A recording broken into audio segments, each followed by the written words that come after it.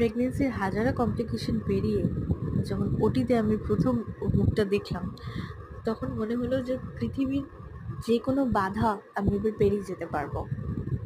কারণ 4 জুলাই 2024 ছিল আমার লাইফের সবথেকে সুন্দর দিন।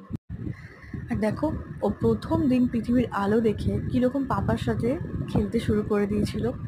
এটা যদিও রাতের ভিডিও ছিল, সেদিনকে আমি ওকে সেই রকমভাবে নিজের কাছে রাখতে পারিনি, কারণ কমপ্লিকেশন প্লাস সি সেকশন।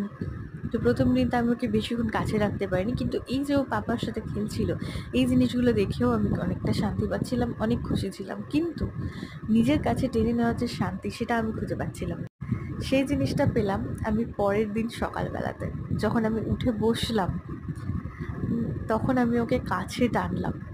এটা কিন্তু তারও পরের দিনের ভিডিও, যখন আমরা বাড়ি আসছিলাম তখন দেখো আমরা দুজন ভালো করে আলাপটা সারছিলাম বাড়ি আসার আগে।